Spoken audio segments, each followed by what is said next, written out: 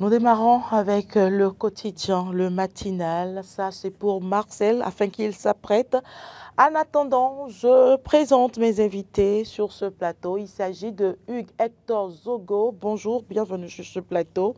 Bonjour Carole, bonjour Roland, bonjour également à nos téléspectateurs. Roland, bonjour, bienvenue. Carole Olaye, bonjour. Hugues Hector Zogo, bonjour. Amis téléspectateurs internautes, bonjour. Fidélité à la mouvance présidentielle, le PRD n'est plus franc. Voilà, c'est ce que écrit le matinal, comme beaucoup d'autres quotidiens, bien évidemment, ce matin. Hugues Hector Zogo. Oui, depuis pratiquement la dernière sortie du président Adrien Ngouilly, ancien président de l'Assemblée nationale de notre pays, on se rend malheureusement compte que le PRD, l'ancien parti dirigé par Maître Adrien Ngouilly, ne se retrouve forcément plus en phase avec le mode de gouvernance de Patrice Talon.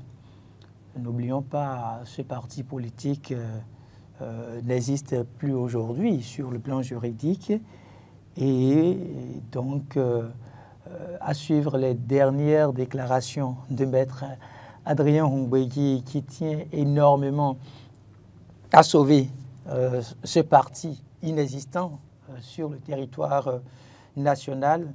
Il a dû faire un certain nombre de déclarations assez tapageuses.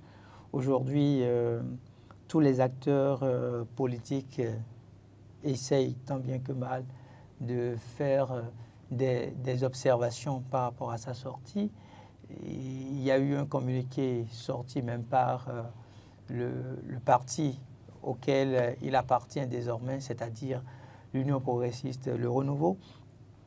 Et quand on prend un peu de recul et on essaye d'apprécier d'abord qui est la figure Maître Adrien Ngouilly, on ne doit normalement pas être surpris de cette sortie-là parce que le timing qu'il a utilisé pour faire cette déclaration est un timing assez précis. On est en politique et précisément on est en train de préparer de grandes échéances électorales. Le rendez-vous de 2026, c'est bien évidemment la période où on aura 3 élections d'enjeu. Il s'agit des présidentielles, il s'agit des communales et il s'agit également des législatives. Donc au regard de ces grands enjeux, pour quelqu'un qui depuis 1990 s'est retrouvé à travailler au sein de l'appareil d'État, s'est retrouvé à toujours vouloir faire dicter sa loi à partir de son parti politique, on se dit comment est-ce qu'il pourrait garder silence et voir 2026 s'opérer sans lui.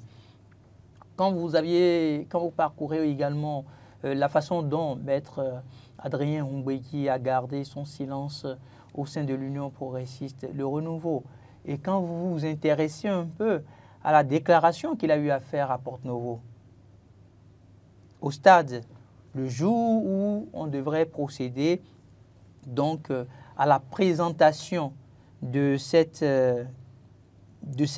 sortie qui, pour moi, permettrait aux Béninois de comprendre que le PRD n'existe plus. Vous comprenez que déjà, à la tribune, il tenait des propos qui, à la limite, devraient retenir l'attention de ceux qui sont quand même assez avertis dans l'arène politique. Parce qu'il n'a pas manqué de souligner qu'il n'a pas pu lire convenablement les clauses qui le liaient à ce nouveau parti politique qui se mettait en place. Et qu'il espère que les promesses qui ont été faites, que ces promesses-là seront respectées. Et donc, quand il fait une déclaration aussi tendancieuse et qui veut mettre encore dans la conscience collective des Béninois que le parti PRD continue d'exister, on se pose la question de savoir est-ce que ce n'est pas une façon pour lui de dire déjà à la mouvance présidentielle je suis resté pendant toute cette période-là. J'ai pu attendre des avantages politiques. Je ne les ai pas eus comme il se doit. Mais puisqu'on est en train de partir pour des élections d'envergure, il faut forcément que je puisse me repositionner. Et on ne peut pas parler de Maître Adrien Humbegi sans son parti politique. Il a déjà commis l'erreur d'avoir cédé ce qu'il a comme outil politique. Maintenant, est-ce que ce n'est pas la nostalgie qui l'anime? Je crois que c'est sans doute ce à quoi on va plus s'intéresser. Je me dis, c'est sûrement cette nostalgie des années 90, 96, 2001 et même 2006 qui le pousse aujourd'hui à se mettre dans cette posture-là. Bien évidemment, quand ça commence comme ça, ce n'est pas un très bon signe parce que la mouvance va se retrouver en difficulté. Lui qui a été un allié d'hier à vouloir rebrousser chemin, si entre-temps le chef de l'État n'arrivait pas à l'appeler, à le faire asseoir, à discuter pour revoir encore peut-être les clauses politiques de départ, ça risque de desservir la mouvance présidentielle. Alors, Roland, donnez une question. Alors, il faut remarquer que la politique sous nos cieux est faite de trahison et de duperie, malheureusement. Et ceux qui ont trahi, trahiront. Ceux qui ont dupé continueront à duper. Et ceux qui ont aidé à duper seront trahis et seront dupés également. Pour dire quoi, quand on regarde le parcours de Maître Adrien Humbegi, c'est un personnage à respecter. Et donc quand on voit aussi la manière dont il a marqué l'histoire politique de notre pays, on n'est pas surpris de le voir dans cette posture aujourd'hui. Écoutez, le week-end dernier, une activité organisée à Porte-Nouveau, mais sur les cartons d'invitation, c'était le logo du PRD. Et c'est vrai que quand il faisait cette activité, c'était quand même pour rendre hommage à un personnage assez influent du parti par le passé, M. Gbadamassi, qui était l'un des grands ténors du parti. Alors, ce que je retiens dans la sortie de Maître Adrien Humbegi aujourd'hui, c'est de reconnaître, en tout cas, que la mouvance reconnaisse que oui, il y a un temps pour la compromission. À un moment donné, les langues commencent à se délier. Parce que quand on regarde la manière dont Maître Adrien Humbegi est arrivé au pouvoir, au perchoir de l'Assemblée nationale en 2015, et dans cette perspective, avec tout ce qu'on connaît, cette fatidique, cette nuit où on a assisté à un challenge entre lui et Komi Koutié, qui vous souviennent, et qu'il en arrive à être président de l'Assemblée nationale, qu'il fait tout ce combat, et qu'en 2016, il, contre toute attente, va vers Boniaï pour soutenir son candidat, et qui, en réalité, ayant face à cette situation, c'est le même personnage qui n'hésitera pas à tout abandonner, en tout cas abandonner tout le combat qui a été fait avec lui par certains acteurs politiques pour se retrouver encore, en tout cas il s'est offert sur un plateau à Patrice Talon et son régime. Et tout ce que nous avons connu comme déboire aujourd'hui, qu'on ne le veuille pas, il en a été acteur ou co-auteur. Et quand il faisait ce jeu, moi j'attendais toujours, je l'ai toujours dit qu'il fera partie de ces personnages, ces acteurs politiques qui n'hésiteront pas à lâcher. Et il revient à Patrice Talon, le chef de l'État, d'ouvrir les yeux. Aujourd'hui, nous voyons Maître Adrien Humbegi qui parle, et tout le monde parle de lui, même dans son camp, dans la mouvance, les gens, au sein de l'UP, le Renouveau ou le BR, les gens critiquent Maître Adrien Humbegi. Mais Adrien Humbegi dit plus haut ce que beaucoup parmi eux pensent tout bas, mais n'ont pas le courage de dire. Ils attendent peut-être une période assez propice pour commencer à parler.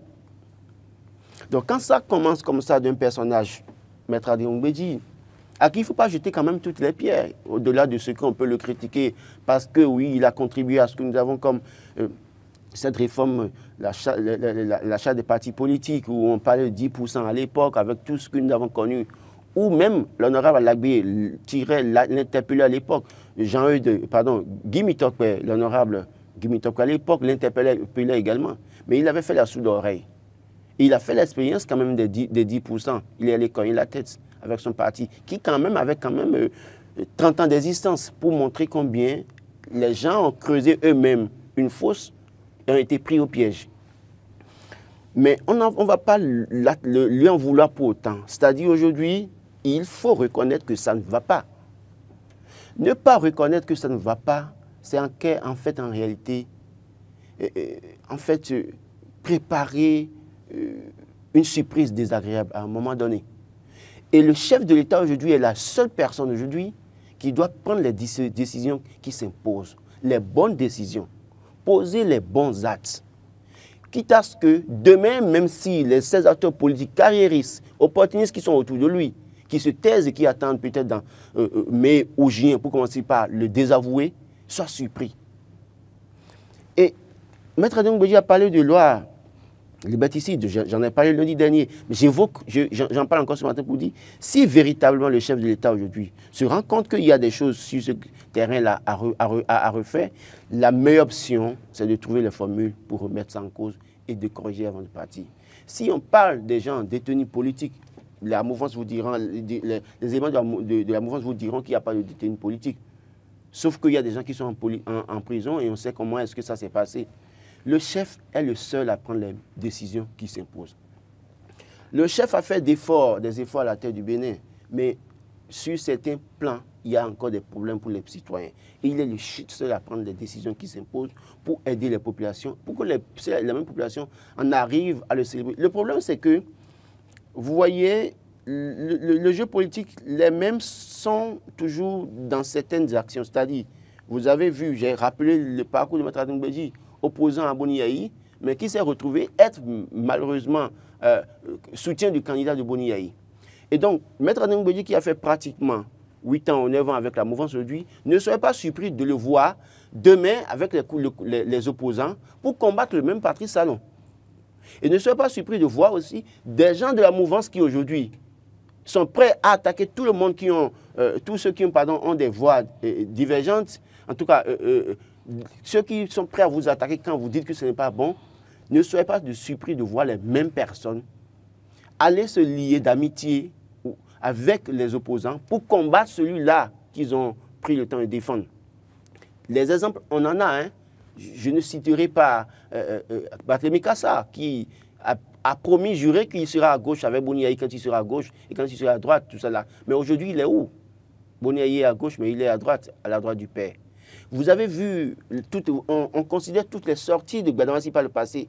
Le ministre conseiller aujourd'hui, il s'est calmé un peu. Bon, c'est vrai qu'il cherche toujours à répondre à tout. Mais voilà un personnage également aussi qui sera le premier, quand il y aura Carole Olayeo Hugues Zogo, président de la République, à dire que Hugues Zogo est le meilleur président de tous les temps et que Patrice Talon n'était qu'un accident de parcours en politique. Et donc, moi, je continue de dire, la seule personne qui a la solution de ce que dénoncent les acteurs politiques, ben, les opposants l'ont dit tout le temps. On a jeté la pierre. Les journalistes ont dit, on les a traités de journalistes opposants. Mais voilà un acteur influent majeur de votre gouvernance qui parle comme ça. Il revient au chef de, même si tout n'est pas vrai, s'il estime que tout n'est pas vrai, c'est de prendre en compte ce qui est dit et qui est vrai et de corriger ça. C'est très important. Hugues Zogo, n'est-ce pas, vous le disiez tout à l'heure, les clauses des contrats ne sont pas totalement respectées. N'est-ce pas une manière pour Adrien Ngouebedji de forcer plus ou moins la main aujourd'hui, à la veille des échéances électorales, aux dirigeants du parti UPR, pour ne pas dire au président Patrice Talon? Oui, on peut a priori se permettre de dire que c'est le cas. Mais regardons d'abord l'environnement politique dans lequel nous nous retrouvons pour pouvoir mieux contextualiser les propos de Maître Adrien Ngouebedji. C'est vrai que c'est un personnage qui ne cachait pas du tout ses intérêts politiques. Depuis 1990, depuis qu'on a commencé par parler spécifiquement du parti Renouveau démocratique, ce n'est que le pouvoir de l'argent qui est mis en valeur. D'ailleurs, beaucoup vous diront que si les Béninois, à un moment donné, ont commencé par se rendre aux urnes à partir de l'argent, c'est d'abord et surtout parce qu'il y a ce parti-là, qu'on appelle le PRD, qui mettait quand même suffisamment de moyens à disposition de son électorat. La question, où est-ce que le parti trouvait l'argent, je n'en sais rien. Mais toujours est-il que c'est un constat qui a été fait. Alors, quand on suit les différents discours de Maître Adrien Ngouebedji même, que ce soit en 2006, que ce soit en 2011 que ce soit en 2016, on se rend compte que lui-même, il prend le devant des choses et qu'il se permet de dire que le PRD ne peut pas faire de la politique sans les moyens financiers. Et pour lui, il ne peut pas, en fait, continuer par mettre la main à la poche. Et donc, il faut aller à la négociation. Aller à la négociation, c'est de pouvoir échanger avec tous les acteurs qui vont aux échéances, de voir celui qui met plus de moyens à disposition. Pour lui, ce n'est pas conquérir le pouvoir d'État qui est le plus grand défi. Pour preuve, si c'était le cas, depuis 1990, plus d'une trentaine d'années que le PRD a pu travailler sur l'échiquier politique, avec au moins 7% dans son fief, on peut se permettre de dire quand même que ce parti aurait pu, avec des alliances bien fondées, réussir à avoir le pouvoir d'État. Mais malheureusement, concours de circonstances, il combat l'adversaire X aujourd'hui. En année N+1, cet adversaire qu'il a combattu, c'est cet adversaire-là qui devient tout de suite son allié. Et ce qu'il défend, c'est qu'il a besoin de l'argent pour faire de la politique. Même ces dernières déclarations l'ont stipulé clairement. Donc, c'est dire qu'aujourd'hui, Maître Adrien Ngweye est en train de se repositionner. Il se repositionne parce qu'il se dit que forcément l'environnement politique auquel on assiste là n'est plus peut-être favorable pour lui. Mais il a oublié que, de par le passé, si son message arrivait à passer, c'est parce qu'il avait ce qu'on appelle l'outil juridique du parti politique qu'est le PRD, qui est le logo qu'il vendait. Aujourd'hui, il ne pourra plus vendre un logo. Même s'il sort tout de suite de la mouvance présidentielle à la date d'aujourd'hui, demain, il ne pourra plus se permettre de dire qu'il est président du parti Renouveau démocratique, à moins qu'il reconstitue encore les pièces et qu'il demande au ministère de l'Intérieur de lui permettre de reconquérir cet outil-là. Mais ce qui va être difficile, parce que nous ne l'aurons pas. Là, on est en plein dans la politique. La procédure est quand même assez longue également. Non, ce n'est même pas une question de procédure assez longue. Il peut bel et bien avoir réuni toutes les pièces, mais attendez, il se retrouve aujourd'hui acteur de la mouvance. La mouvance, c'est quand même les différents ministres au pouvoir. Je ne vois pas un ministre de l'Intérieur accorder encore la possibilité au PRD aujourd'hui de faire renaître ce parti politique, quitte à ce que ce parti-là vienne défendre le candidat de leur camp demain. On est en politique, donc tous les coups sont permis. Maître Adrien Ngweye aujourd'hui a besoin d'argent. Il a besoin d'argent. Ce n'est pas moi qui le dis, c'est lui-même à travers ses différents propos, à travers ses différentes analyses.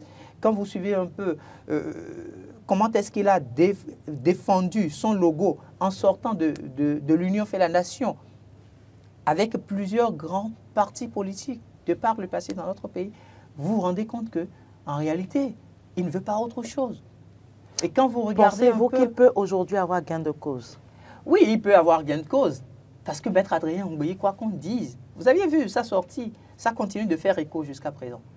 C'est vrai qu'on se permet de dire qu'il ne va plus pouvoir, il va pouvoir plus utiliser l'identité du parti politique, qu'est le logo du PRD, mais il continue d'avoir, après tout, des leaders politiques dans sa zone.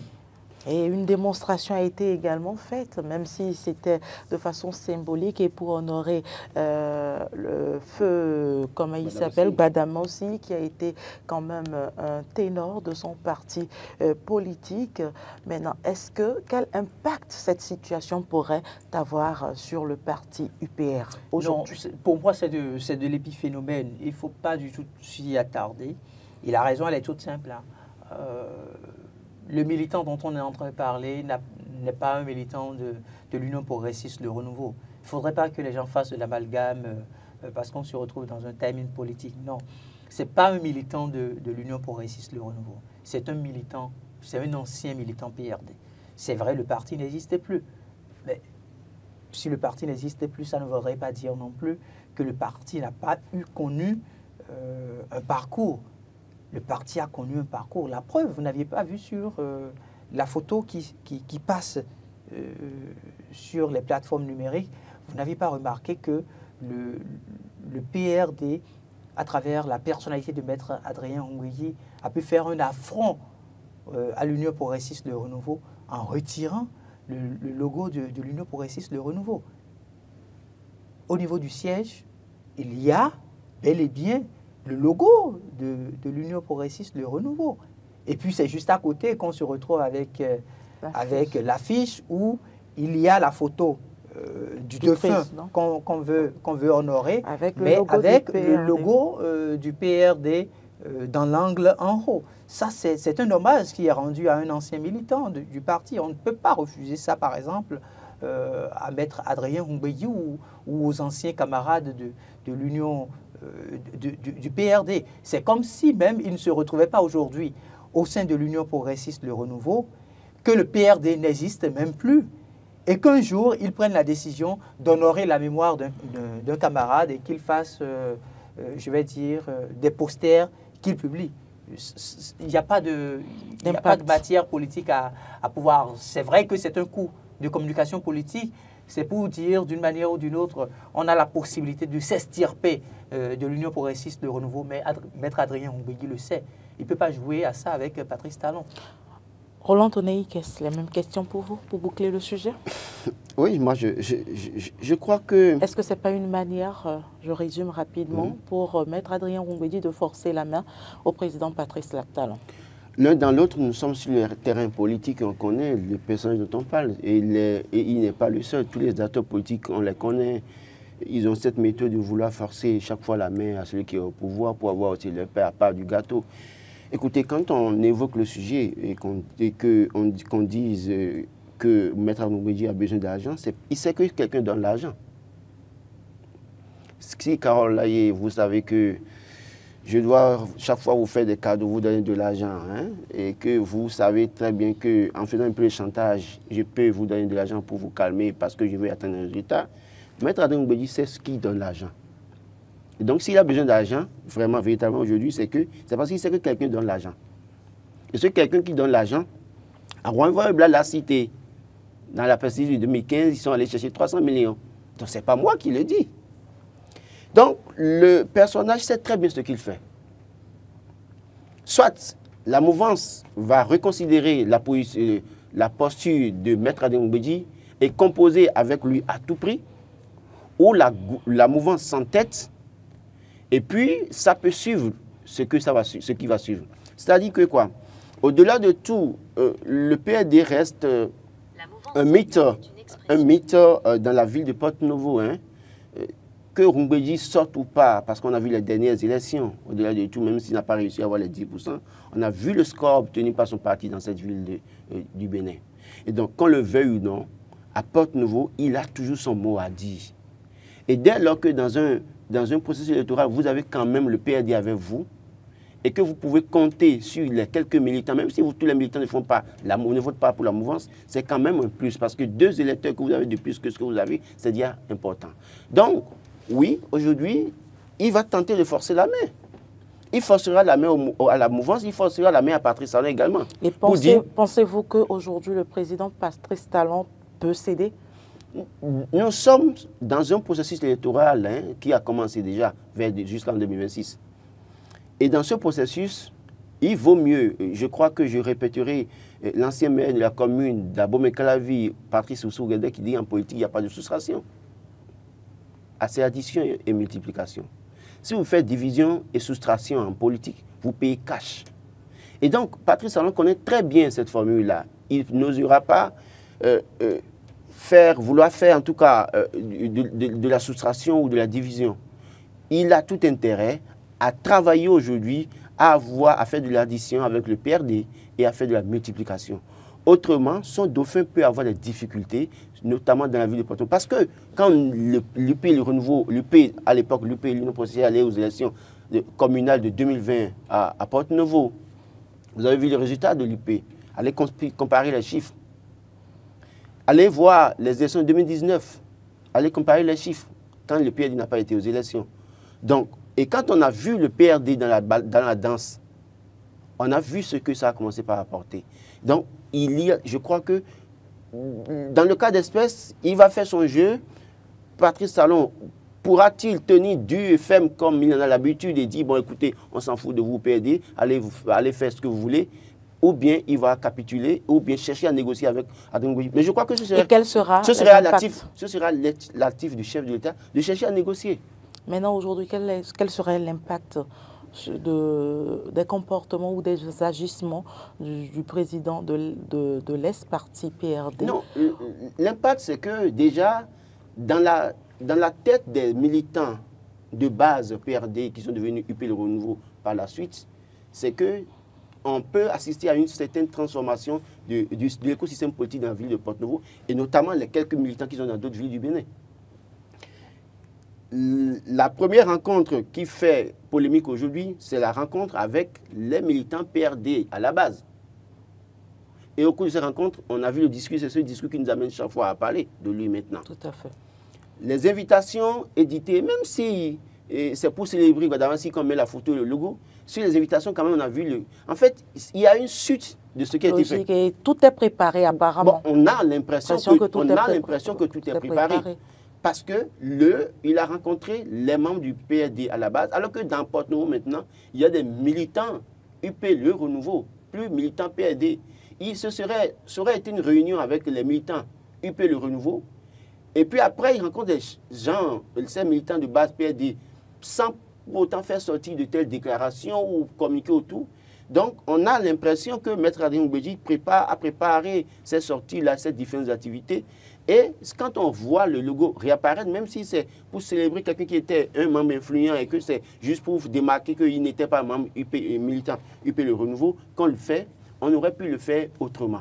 Et donc, aujourd'hui, l'impact, c'est que les militants peuvent commencer par se préparer pour dire, devrons-nous continuer à soutenir l'UP Le Renouveau, ou alors le maître est en train de nous dire, de nous préparer à sortir des rangs de l'UP Le Renouveau. Et c'est ça qui va être assez fatal pour la mouvance. Et donc, ils ont tout intérêt à négocier avec lui. Autre sujet sur ce plateau à débattre, désignation en mai du duo candidat de la mouvance. Je suis avec Dynamisme Info. Marcel, avec ta complicité, nous allons retrouver Dynamisme Info. Désignation en mai du duo candidat de la mouvance. L'opposition sait déjà ce qui urge pour l'alternance en 2026. Hugues-Hector Zogo. Je ne sais pas pourquoi on parle du duo de la mouvance et on fait référence tout de suite à l'opposition. Moi, je pense qu'on doit pouvoir quand même cesser de créer cet amalgame-là, à vouloir toujours allier la démarche de l'opposition à celle de la mouvance. L'opposition, c'est une entité à part. On est dans un régime démocratique. La mouvance aussi, c'est une entité à part. Si la mouvance choisit la période de mai pour commencer par communiquer autour de son duo qui partirait aux élections présidentielles de 2026, l'opposition n'est pas tenue de suivre le même rythme. Chaque entité est tenue de travailler à faire respecter son calendrier électoral. Nous sommes en politique et en politique, on n'est pas tenu de faire comme les autres. Si vous-même, vous n'avez pas votre stratégie de base de départ, et si vous deviez suivre la stratégie que les autres mènent en place avant de pouvoir vous positionner, c'est que vous partez d'office avec...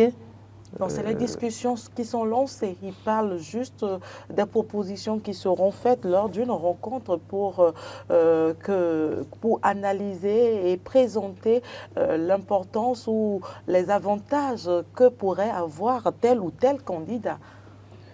Oui, la mouvance est en train de travailler à nous présenter son duo dès mai. Mais c'est pratiquement dans un trimestre à la limite. Alors, les partis, les démocrates qui se retrouvent aujourd'hui être le plus grand parti de l'opposition dans notre pays aussi est en train de suivre son calendrier et mène des stratégies pour que nous puissions d'un instant à l'autre découvrir aussi le duo qui nous présenterait. Mais c'est-à-dire que moi, je suis un peu peiné du fait que toutes les fois où l'on parle de la mouvance, on puisse toujours mettre une certaine pression à l'opposition. Il faut laisser l'opposition dans son rôle. Est-ce que aussi c'est pas une erreur d'écriture, parce que la désignation en mai du duo candidat de la mouvance et puis le sous-thème l'opposition c'est déjà ce qui urge pour l'alternance en 2026, peut-être que c'est également une erreur. C'est pas une erreur. C'est pas une erreur. En fait, ils sont dans la démarche de dire si déjà en mai on aura la possibilité de découvrir le visage de ce duo-là, il faut que l'opposition aussi commence à acter des stratégies pour que l'on puisse très tôt savoir qui éventuellement pourrait se positionner. Et je crois que l'ancien président Boni Yayi, qui se retrouve aujourd'hui à la tête du parti Les Démocrates, a quand même lancé un processus au niveau de l'opposition aussi. Donc, chaque camp est en train d'affûter ses armes, comme on se permet de le dire. Vous aviez vu, on vient de parler de Maître Adrien Ngoueyi, qui se retrouve au cœur de la mouvance présidentielle, mais qui est en train de développer aussi ses stratégies. Donc, pour moi, c'est deux entités différentes qui donnent vie à la démocratie. Ce n'est pas parce que la mouvance nous situe par rapport à sa période que tout de suite, l'on doit penser que si l'opposition ne faisait rien, la conséquence serait que la mouvance puisse gagner systématiquement les élections. Attention, on est en train de partir non seulement pour des élections présidentielles, mais des élections générales. On a à la fois les élections présidentielles, les élections communales et les élections législatives. Et quand c'est des enjeux aussi importants, surtout les élections présidentielles, quand c'est des enjeux aussi importants, ne pensez pas que les populations ne prennent pas le temps nécessaire de mener plusieurs analyses avant d'aller apposer leur empreinte sur le bulletin de vote. Donc, pour moi, il faut laisser le temps à l'opposition de mûrir sa stratégie. Il faut laisser aussi le temps à la mouvance de mûrir sa stratégie. En mai, on verra ce que nous présentera la mouvance. Maintenant, si l'opposition trouve qu'au regard de ce calendrier qui est en train d'être présenté, il faut anticiper, on aura les résultats. Parce que ça peut aussi être une sorte de stratégie que met en place la mouvance aujourd'hui pour assez vite connaître les candidats de l'opposition, ou même commencer par voir quelle stratégie l'opposition mettrait en place. On est en train d'apprendre que c'est en mai qu'on aura le nom de ces candidats-là. Mais qu'est-ce qui nous prouve qu'effectivement en mai ou même en juin, qu'on aurait connu ces candidats? D'autant plus que la loi, le code électoral dit que c'est en octobre que nous avons la possibilité, de façon officielle, de connaître les candidats. La mouvance peut vous dire aujourd'hui, oui, déjà à partir du mois de mai, vous aurez mes candidats, vous allez vous faire une petite idée et traîner encore sur le processus jusqu'à nous emmener en août, en septembre, avant de nous dévoiler ces candidats-là.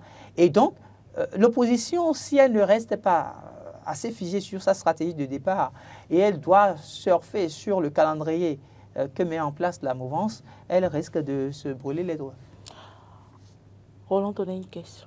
Non, je crois que quand la mouvance se prépare à présenter son candidat en mai, il revient à l'opposition de quand même aussi se prendre au sérieux, de comprendre que oui, il y a nécessité de véritablement travailler à savoir qui choisir. Mais les dés sont également jetés?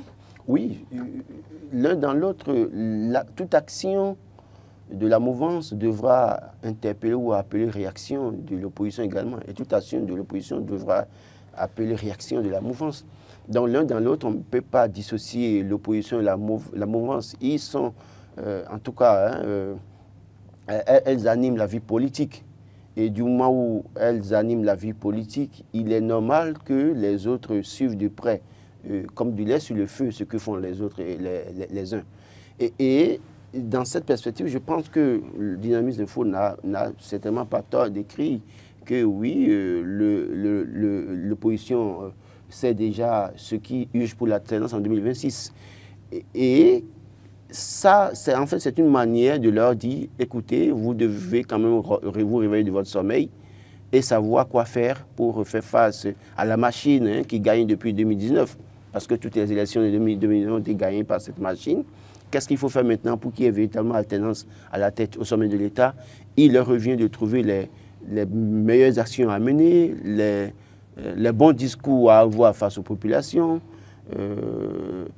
en tout cas les bonnes démarches à faire également. Donc je crois que Dynamisme Info quand même interpelle l'opposition sur la nécessité aussi de travailler sur ce duo de candidature qui devra quand même faire parler du parti, faire parler de l'opposition et espérer, pourquoi pas, gagner les élections en 2026. Alors, j'estime, comment analyser cette procédure mise en place aujourd'hui par l'opposition, où chacun doit proposer des duos de candidats, venir défendre ces candidats, leur choix. Est-ce que cela ne va pas créer des discordes au sein de l'opposition? Alors, aujourd'hui, on parle de duo de candidature, et donc, sauf erreur de ma part, en 2021, le même processus a été observé par les candidats au sein du parti Les Démocrates, où chaque candidat devrait se défendre et parler de ses projets une fois qu'il sera élu président. Et d'ailleurs, même quand il est choisi candidat, les premières actions qu'il devait mener à la tête du parti et pour mettre en branle la machine de leur parti politique pour gagner les élections. Et donc, dans le même processus aujourd'hui, je crois que c'est normal qu'on donne la liberté à tout le monde de venir dire, oui, je veux être candidat, voilà, moi je suis candidat titulaire, voilà celui qui sera mon colistier, voilà les moyens dont nous disposons, voilà les défis que nous pensons relever à la tête du pays une fois élu, voilà les premières actions que nous allons mener. Je propose tel ou tel oui, également. Justement, et donc, à l'opposé, de l'autre côté, je comprends combien les gens ont de difficultés à oser dire aujourd'hui qu'ils sont candidats. Je constate que de l'autre côté, les gens ont des difficultés à venir au devant pour dire, moi, je serai candidat en 2026. Justement, respectons les tests. Oui, justement. Même, écoutez, ce que je dis, ce n'est pas une question de test, ce n'est même plus une question de test. La réalité aujourd'hui, c'est que vous observez que les gens sont dans la formation politique, ils vous parlent de tests, mais ils savent très bien que même si on doit respecter les tests et pour dire qu'il faut un candidat, c'est que qu'ils le veuillent ou non, à un moment donné, il y a des candidats qui peuvent leur être imposés. Ils n'auront pas d'autre choix que d'accompagner. Et c'est peut-être là que naîtront les quelques difficultés de la mouvance parce que certains ne seront pas d'accord. Et n'oublions pas le schéma. Boni, j'ai toujours dit, les mêmes causes produiront les mêmes effets. Boni, qui n'a pas voulu écouter, peut-être à un moment donné, qui a mené Lionel Zissou, on a vu ce que ça a coûté à la mouvance à son époque. Je crois que c'est pour corriger le tir qu'il possède aujourd'hui comme ça. Je crois qu'aujourd'hui, on nous a parlé à un moment donné des primaires qui devraient avoir lieu au sein des partis politiques. Et si, en février 2025, on ne connaît pas réellement des gens qui ont l'ambition qui ne compte pas dire, bon, je suis candidat aux primaires au sein de notre formation politique. C'est pas que je ne dis pas aux gens d'aller dire je suis candidat à l'élection présidentielle, je suis candidat, non. C'est déjà dire je suis candidat aux primaires au sein de notre formation politique. Et ce discours, ça manque, on ne voit pas ça.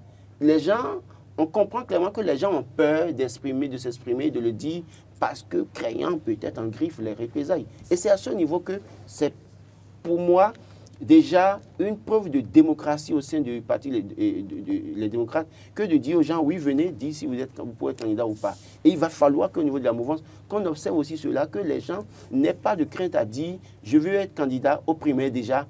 Et si au sein de la fonction politique, on arrive à prendre le décision sur la candidat, c'est ce que je pense. Oui, Hector Zogo, la même question pour vous. Oui, moi je suis très heureux de la manière dont les choses se passent au niveau de chaque parti politique et je voudrais quand même qu'on puisse approfondir un peu plus la réflexion. Quand vous prenez les différents partis politiques, la question fondamentale c'est on est pratiquement à quelques mois et le paysage politique ne nous permet pas de dire qu'il y a débat. Et donc le parti de l'opposition a priori, les démocrates veulent donner l'exemple. Mais ne nous leurrons pas. Ne nous leurrons pas. Un pouvoir d'État ne se gagne pas tel que ça se passe là. Je m'excuse de le dire de cette manière. On ne peut pas gérer un pouvoir d'État si pratiquement, à 1 an des élections, soi-même on n'est pas certain de dire « oui, c'est moi qui suis le candidat de tel parti politique ». Quand vous prenez la mouvance, vous allez me poser la question de savoir est-ce que la mouvance connaît son candidat? Mais je vous dirai oui. Je vous dirai oui. Comment? Est-ce que la mouvance connaît à la date d'aujourd'hui son candidat? Je vous dirai oui. Comment? Parce que la mouvance, ce n'est pas tous les acteurs que vous voyez là. La mouvance se limite juste à 2 ou 3 personnes. C'est peut-être ce que les gens n'ont pas envie de dire, c'est ce que les gens n'ont peut-être pas envie de comprendre. La mouvance n'est pas élargie à 300 acteurs politiques se retrouvant à la tête des sections départementales et autres. Non. La mouvance, c'est d'abord le chef de l'État et, à part le chef de l'État, peut-être les présidents de partis politiques. Mais nous savons que le chef de l'État ne peut plus revenir. Non, mais il peut choisir. Suivez ma logique, je n'ai jamais parlé du fait que le chef de l'État reviendrait. Mais je dis, la mouvance se limite au chef de l'État, aux responsables des partis politiques qui se retrouvent à la tête des partis de la mouvance présidentielle et quelques leaders. S'ils sont trop, c'est une dizaine. Et donc, quand je prends ce regroupement-là, la question fondamentale, est-ce que ceux-là connaissent ce que la mouvance doit pouvoir positionner en tant que leader pour les élections présidentielles de 2026? Je dis oui. Maintenant, si du côté du parti, les démocrates, ils jouent à l'hypocrisie et on demande à tout le monde, écoutez, venez défendre votre candidature, je dis, c'est se moquer du peuple béninois. Mais quand vous dites ça comme ça, et le cas à Dambi. Non, mais je dis, qu'est-ce qui me pousse? Je ne veux pas me permettre de rentrer dans des problèmes internes. Je ne sais pas ce que Adambi a fait à son parti politique. Je ne suis pas membre du BR. Mais je fais un constat. Quand je prends le parti de la mouvance présidentielle ou les partis de la mouvance présidentielle, celui qui se permet de dire « je veux être candidat pour les élections présidentielles » doit forcément avoir le pouvoir financier. Nous sommes en politique. Qui me dira que sans moyens financiers aujourd'hui, à la date à laquelle nous sommes en 2025 et mieux en 2026, qu'on pourra élire le président de la République sans le pouvoir financier? Je ne pense pas. Nous n'avons pas encore été à cette école politique qui permet d'élire un chef d'État à partir de ce qu'il nous présente comme projet de société. La preuve, regardez comment est-ce que les débats se font au niveau des partis politiques.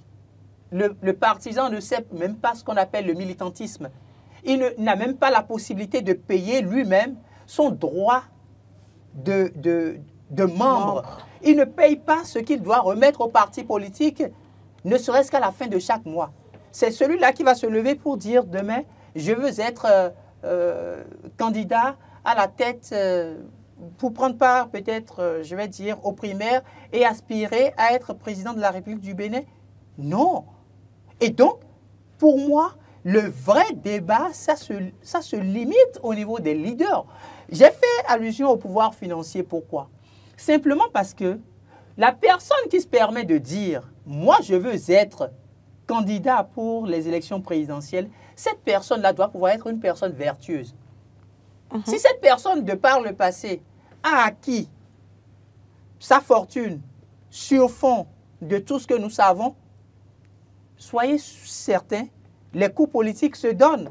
Le jour où il prend la parole pour dire « je serai candidat aux élections présidentielles », on va auditer ces différentes gestions. Vous n'avez pas vu Karim Da Silva, juste à la sortie de Maître Adrien Hongbeyi, qui demande à ce qu'on aille auditer la gestion de l'ancien président de l'Assemblée nationale. C'est ça, en fait, le paysage politique dans lequel on se retrouve. Donc, ce n'est pas une question de on ne connaît pas le candidat de la mouvance et on ne connaît pas le candidat de l'opposition, il faut permettre qu'on aille aux primaires. Non, on va aux primaires quand certaines conditions sont effectivement remplies. Les conditions sont remplies pour tout le monde. Est-ce que nous avons des hommes politiques vertueux dans le pays aujourd'hui? C'est la grande question qu'il faut se poser. Un politique qui a amassé de l'argent sur des entreprises et qui n'est pas arrivé à payer ses impôts, ce n'est pas un politique qui peut se permettre de dire qu'il va aux primaires dans son parti politique. Parce que le jour où il va pointer son doigt pour dire « je vais aux primaires », c'est dès cet instant-là qu'on va lui sortir tout ce qu'il doit comme impôt. Et quand on va le dire, on trouvera qu'il y a de l'acharnement. Mais ce n'est pas de l'acharnement. La personne aspire à occuper le plus grand poste de la République. Et pourquoi on ne veut pas alors qu'on lui demande de payer les impôts qu'il n'a pas pu payer sur une dizaine, voire une vingtaine d'années? Donc voilà les vraies questions. Ceux qui n'osent pas prendre la parole au sein des partis politiques, quand je prends la mouvance, on se permettra de dire Patrice Talon ne permet pas que le débat se fasse au niveau des partis politiques. Mais si vous êtes vertueux, si vous ne vous reprochez absolument rien, prenez la parole. Maître Adrien Ngoïyi a pris la parole. Sans doute parce qu'il ne se reproche pas quelque chose. Il a pris la parole parce qu'il sait qu'il peut affronter sans doute Patrice Talon. Appelons chien, chat, chat. Si les gens veulent qu'il y ait débat au sein des partis politiques, qu'ils prennent la parole et qu'ils disent effectivement ce dont ils ont besoin au sein des partis politiques. Moi, je me dis, ces politiciens jouent tout le temps avec nous. On se permet de dire, oui, au sein de la classe présidentielle, la mouvance, il n'y a pas de débat, ça se limite juste à une ou deux personnes. Oui, ça va se limiter à une ou deux personnes. Parce que vous ne payez pas vos cotisations. Ça va se limiter à une ou deux personnes parce que quand il s'agit de prendre, je vais dire, de mettre la main à la poche en tant que leader politique pour accompagner des actions qui doivent être menées sur le terrain pour les militants, vous ne le faites pas. Maintenant, du côté de l'opposition, les démocrates, ils n'ont qu'à le faire et nous allons voir ce que ça va donner. Les primaires dont on est en train de parler, qu'on est en train d'annoncer à grand renfort médiatique, on va voir ce que ça va donner. À la date d'aujourd'hui, si le parti Les démocrates ne connaît pas encore son candidat, et c'est maintenant qu'il faut faire les primaires, et c'est suite aux primaires, avec tout ce qu'il y aura comme tergiversation, qu'il faut en finir et retenir maintenant le candidat et dire voici le candidat que nous voulons avoir, et c'est ce candidat-là qui va affronter la machine de la mouvance que nous avons en place là pour gagner les élections en 2026. Ça voudrait dire qu'ils sont des naïfs politiques. Alors, nous allons terminer avec un autre sujet. Je ne sais pas, vous voulez réagir? Non, moi, je crois que si on dit que la mouvance présidentielle se résume au président de la République, quelques leaders, et qu'ils sont à peine une dizaine, c'est à croire que les autres militants n'ont pas de valeur, ou bien les autres membres du bureau politique bien élargi n'ont pas de valeur, et qu'ils n'ont pas leur mot à dire. Et que ça revient à ce que, à un moment donné, ces personnes vont imposer un candidat à toute la grande masse. C'est ce que ça veut dire, en termes clairs. Et l'opposition aujourd'hui, moi je crois que sur la question de s'ils n'ont pas le candidat, jusqu'à l'heure où nous parlons, c'est peut-être, bon, je ne reprendrai pas les mots de Hugues Tozogo, mais je dirais simplement que nous avons dit, quand il y a eu la charte des partis politiques, que les candidats seront issus des formations politiques. Et donc, le dernier paysan du Bénin, d'accord, qui sait lire et écrire, qui peut parler français, peut prétendre être candidat à une élection présidentielle. Et le parti peut maintenant mobiliser les moyens pour le soutenir. Parce que quand vous donnez le pouvoir à quelqu'un qui a déjà l'argent, on a fait les expériences. Le monsieur est à l'abri de tout. Et vous lui donnez un pouvoir politique en plus. C'est-à-dire, moi, c'est ça qui fait le problème de sous nos tropiques. Hein. Le pouvoir de l'argent fait que les chefs, une fois là élus, ne vous calculent pas à la limite. Parce qu'ils ont mis leur argent, leur investissement. En fait, il y a un retour sur investissement que les gens font. Vous ne pouvez pas dire ça? Écoutez, je n'ai pas appelé non quelqu'un. Je dis, en politique sous nos tropiques, quand le politique vient vous donne de l'argent, même le dernier chef quartier, quand il vous donne de l'argent, et vous votez pour lui. Quand il est élu chef, mais il va chercher à rentabiliser. Parce qu'il a investi de l'argent. Mais si c'est le parti qui le soutient et que c'est l'argent du parti, il doit son élection au parti et à la grande masse. Mais si c'est lui qui a mis les moyens, vous avez quoi à lui demander après? Donc, on ne peut pas continuer à dire que quelqu'un qui veut être candidat doit avoir le pouvoir financier. Encore que, aujourd'hui, au niveau des formations politiques de la mouvance, quand même, ils ont le gros lot de financement des partis politiques.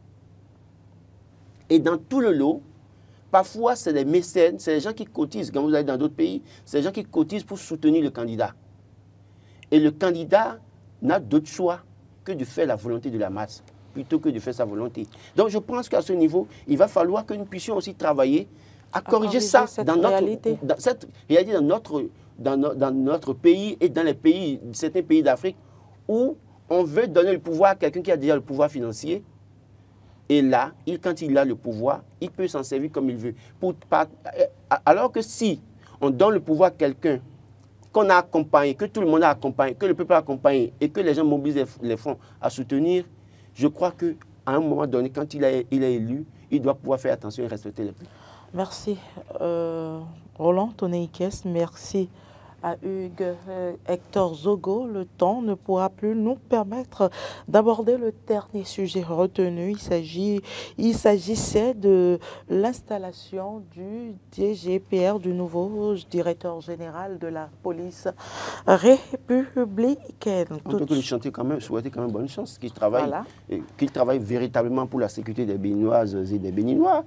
Et les problèmes qui se posaient à la police républicaine, qu'il essaie de trouver les meilleures solutions. Il est un flic, il était CRS, donc policier de base, contrairement à son prédécesseur qui était gendarme de base.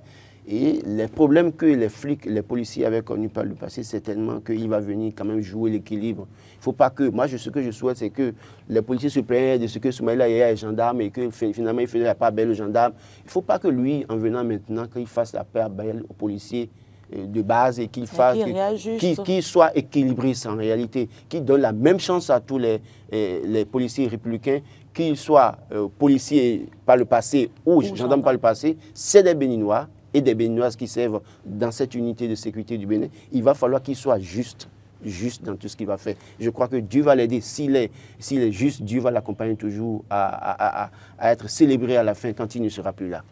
Hugues Hector, il s'est prononcé. Oui, vous savez, on ne nomme pas n'importe qui à la tête de la police républicaine. Donc, déjà, félicitations au nouveau directeur général de la police républicaine pour sa nomination. Je pense pour ma part que c'est une question de sécurité publique et il a sans aucun doute les aptitudes nécessaires pour mettre les hommes qu'il faut et les femmes qu'il faut à la place qu'il faut pour que notre pays continue de connaître la quiétude, la stabilité et la paix. Et par conséquent, on ne peut pas assumer une mission sans des moyens. Et c'est en cela que je voulais inviter nos dirigeants, en l'occurrence le ministère de l'Intérieur, à travailler, à plaider pour que notre police républicaine arrive à avoir suffisamment de moyens, les mettre à disposition de ce nouveau directeur général, envers qui le chef de l'État a accordé sa confiance pour qu'il parvienne effectivement à démontrer ses compétences. Vous savez, on est en train de traverser une période assez sensible. C'est la période qui nous conduit tout droit vers les élections de 2026. Et donc, nos forces de sécurité publique seront davantage sollicitées. Il faut que les populations aussi travaillent à la coproduction de la sécurité, comme on le dit. Il faut que les populations collaborent. Dès que vous avez des informations, n'hésitez pas à vous rapprocher d'un commissariat de police ou d'un commissariat d'arrondissement, le centre le plus proche, pour partager les informations. Les policiers sont là pour assurer notre sécurité. C'est des citoyens béninois, c'est des citoyennes béninoises. Donc, on ne peut que souhaiter une très bonne chance au nouveau directeur général et surtout demander à ce que la nature lui accorde la grâce ou toutes les grâces afférentes dont il a besoin pour assumer pleinement sa mission républicaine. Merci à vous, Hugues Hector Zogo, Roland.